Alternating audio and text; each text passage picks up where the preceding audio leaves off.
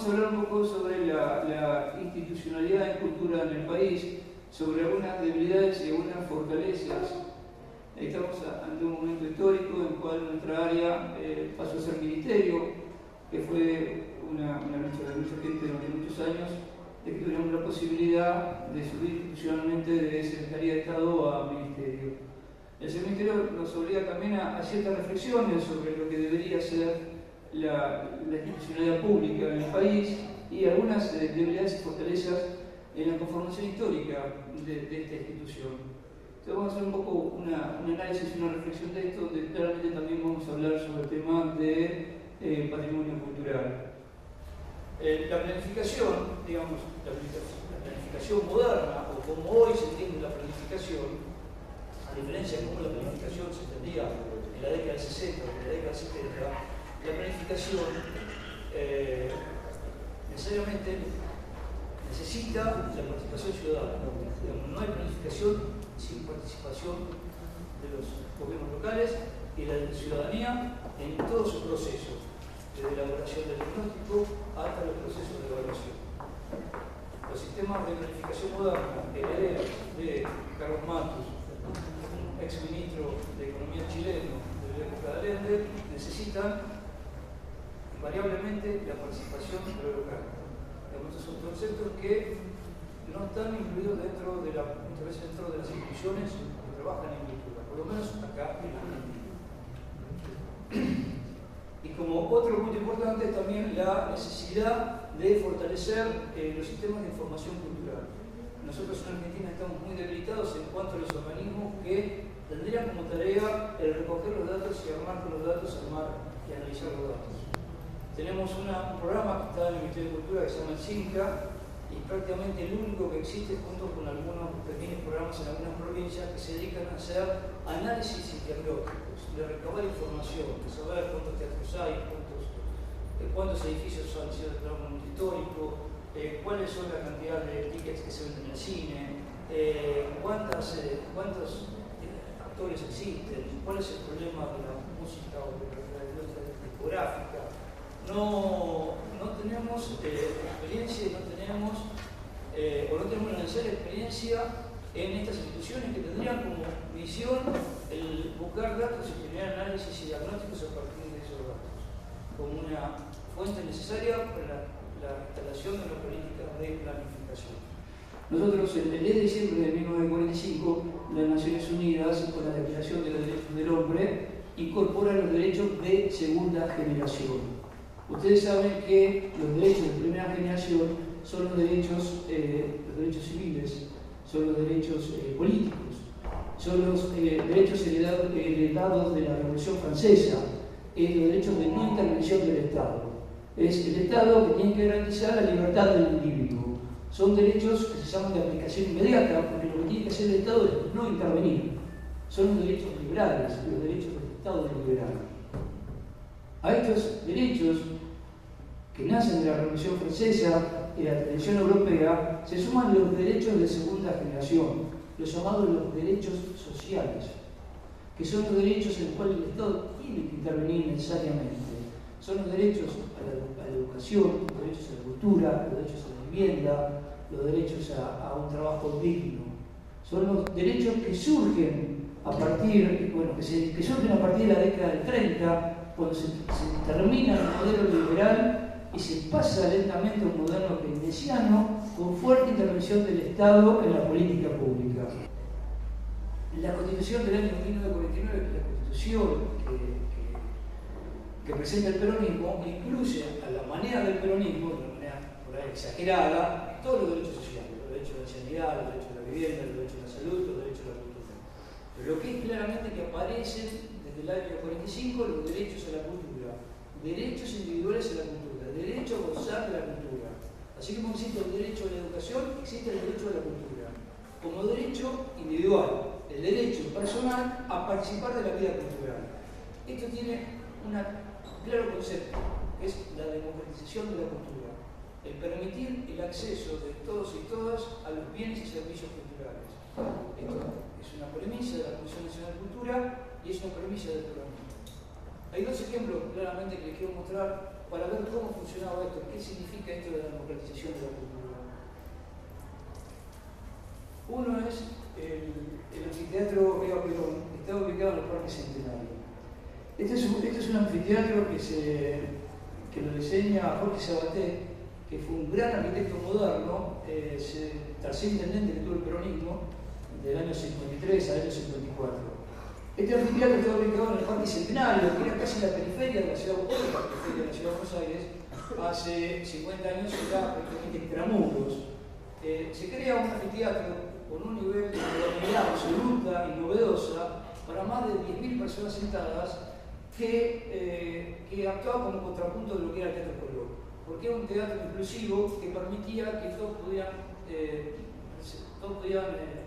ir vestidos de la manera que quisieran y tenía una capacidad de 15.000 personas sentadas. Piensen que el Colón tiene una capacidad para de 2.500. Esto prácticamente se duplica la capacidad del Teatro Colón. Era de un nivel de modernidad que era absoluto y era de madera y fue abandonado después de la Revolución Libertadora y terminó incendiado. Hoy en el mismo parque existe, como recuerdo, un anfiteatro que tiene una capacidad de 1.500 personas.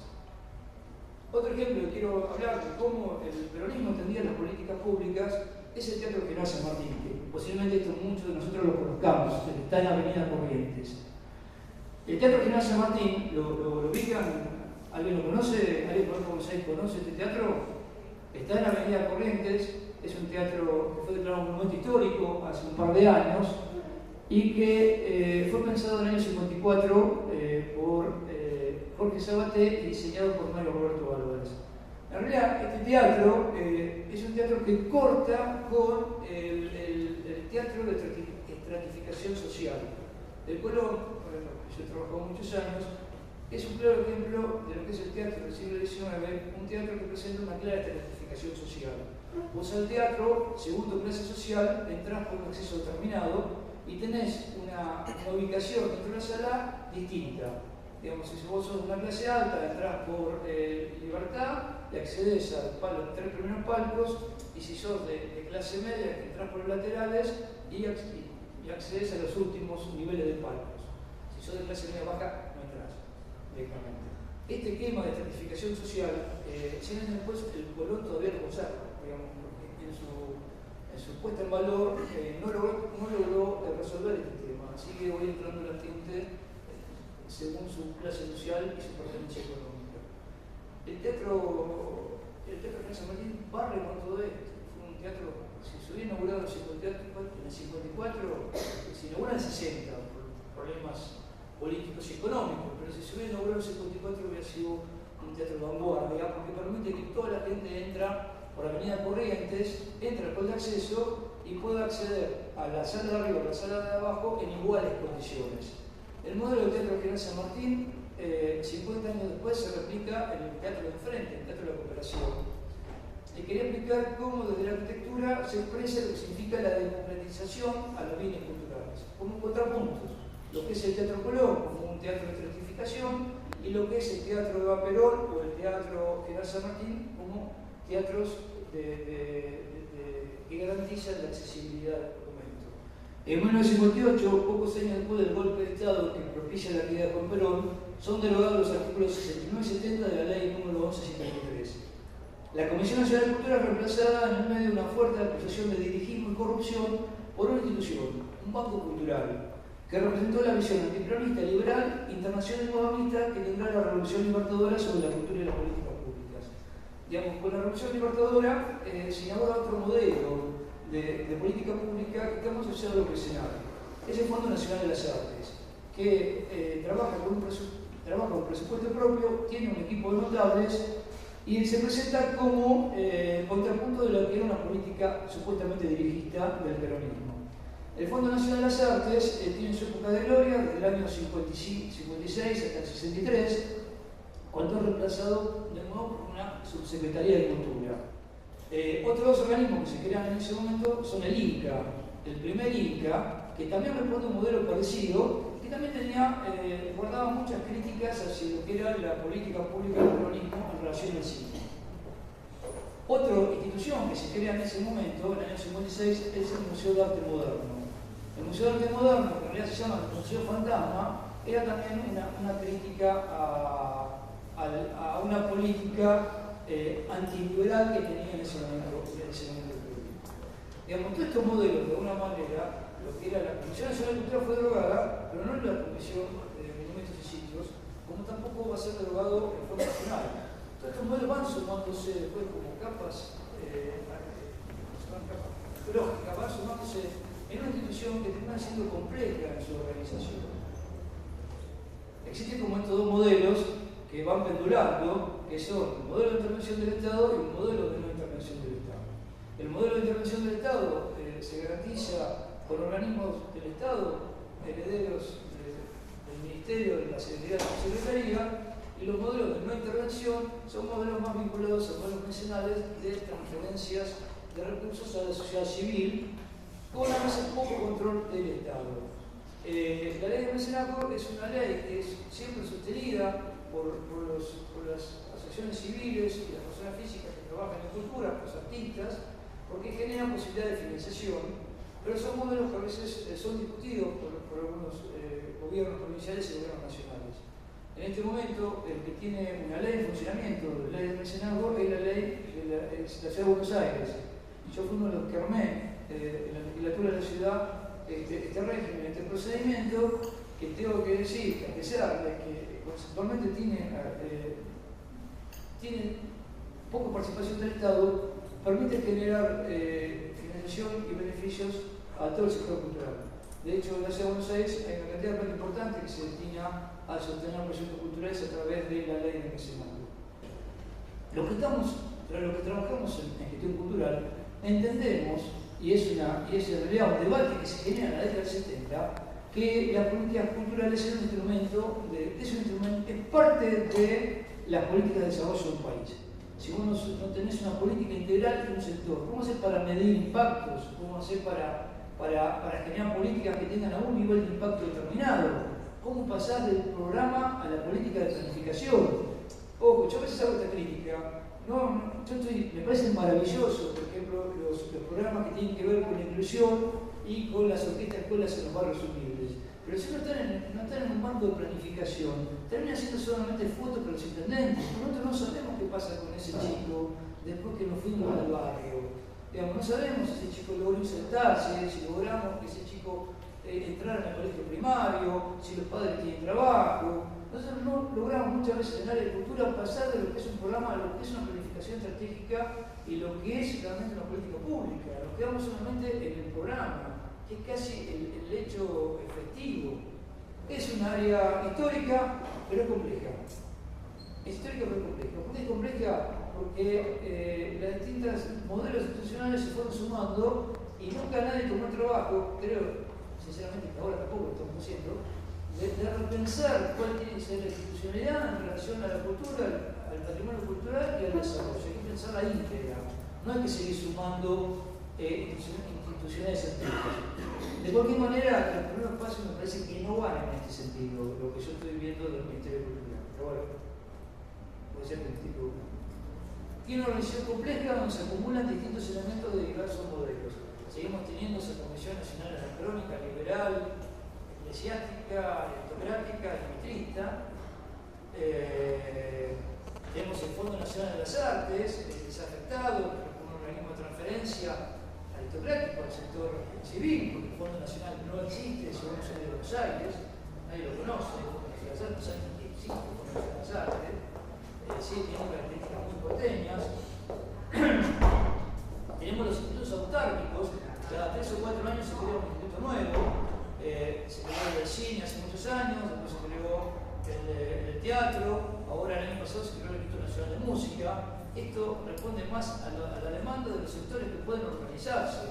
Si nosotros podemos organizarnos en el sector del patrimonio cultural, tendríamos nuestro Instituto del Patrimonio Cultural, por supuesto, no tenemos que empezar a organizarnos. El que tiene que empezar a organizarse consigue un instrumento de financiación. Los cineastas fueron los primeros, los actores que tienen una enorme capacidad de organización, lograron el Instituto Nacional de Teatro, Los músicos que no tienen tanto poder de organización lograron también una institución que los reúne y que los financie. Digamos, nuestra debilidad en este caso es nuestra falta de organización del sector. Si nosotros logramos organizarnos como sector del patrimonio cultural y tuviéramos capacidad de pelea, seguramente tendríamos nuestro instituto con financiación. Y por último, es una debilidad, pero deberíamos fortalecerla, es la necesidad de tener un Instituto Nacional, debería pasar a ser un programa, un Instituto Nacional de estudios de consumos culturales o que nos brinde datos en relación al ámbito de la cultura y del patrimonio, ¿no? Tenemos un instituto, un Ministerio de Cultura, que se dedique a investigar esto, a analizar los datos, a sacar conclusiones y a hacer recomendaciones públicas. Si no, muchas veces estamos tanteando el aire. Entonces nos falta formación, sería profesionalización del sector público de la cultura. Bueno, nada más. Era esto, la charla, espero que os haya gustado. Solamente voy a hacer una pequeña síntesis. Es una especie como de análisis y lectura de lo que debería ser la política pública, de lo que es el Estado, de la debilidad, de las falencias, de la fortaleza que tiene, de los lugares donde nosotros tenemos que mejorar como lectores, como estudiantes, como investigadores. Bueno, muchas gracias por la atención.